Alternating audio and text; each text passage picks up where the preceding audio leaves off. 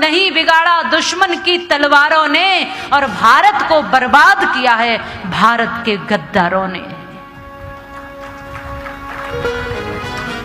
पृथ्वीराज के साथ यदि जयचंद गद्दारी ना करता,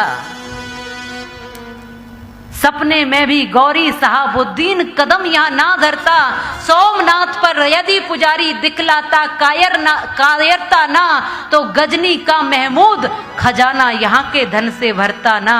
और ईसाइयों की तादाद बढ़ाई बेहुदे प्रचारों ने, और भारत को बर्बाद किया है भारत के गद्दारों ने। मैं आपसे कहूंगी, अपने ही गद्दार न होते तो भारत के टुकड़े भी हर बार न होते, न आकर बसते विदेशी यहां, और हम न सीखते बुरी आदत, फिर लूट हत्या और बलात्कार न होते। ये योगियों की भूमि है, ये योगियों की भूमि है, यहां लूट हत्या और बलात्कार नहीं होते। ये विदेशियों की परंपरा सीख गए हो। महाराणा प्रताप, उनके भाले को याद करो और शिवाजी की तलवार को याद करो।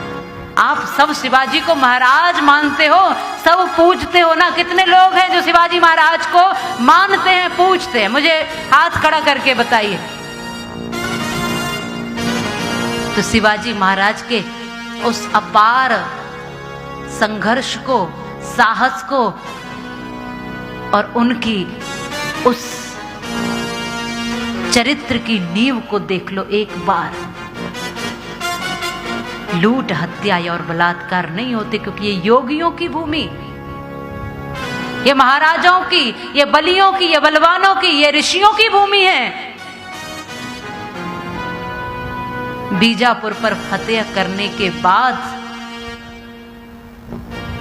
वहां के सम्राट की जो पुत्र वधू थी गोहरा बानू, वो जब सभा में पहुंची शिवाजी महाराज के,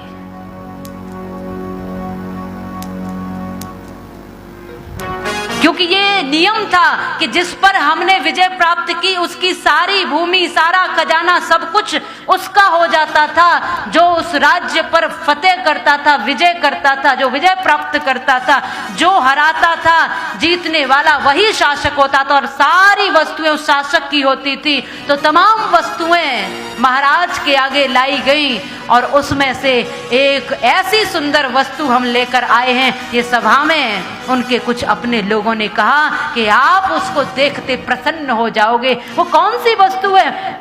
शिवाजी महाराज ने एकदम से पूछ लिया, ऐसी कौन सी वस्तु लाए हो वहां से? गोहरा बानू, जो सम्राट की पुत्र वधू थी, बड़ी सुंदर थी, बहुत रूपवान थी, उसको सामने खड़ा कर दिया। देखो महाराज, हम इसको लेकर आए हैं। अब ये आपकी गुलाम है, आपकी दासी है, अब ये आपकी वस्तु है।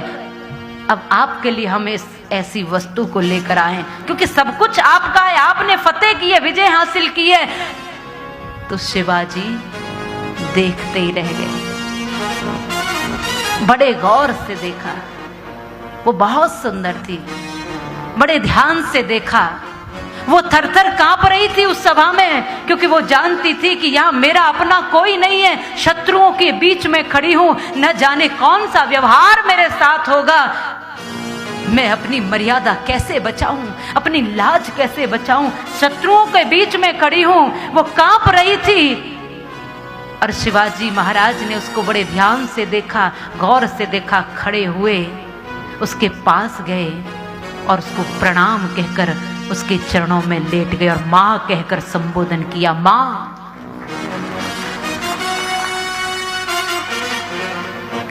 सब देखते रह गए, और हुंकारते हुए सभा में कहा कि ये मां है। कोई भी इसकी तरफ बुरी नजर से नजर उठाकर भी नहीं देखेगा, क्योंकि माताओं को हमने मां माना है, भवानी माना है। और मैं इसकी सुंदरता को बहुत देर से देख रहा हूं, और मैं मन ही मन सोच रहा हूं कि ये बहुत सुंदर है। अगर इतनी सुंदर मेरी मां जीजाबाई होती तो मैं भी इतना ही सुंदर होता। ये वो परंपरा जहां लक्ष्मण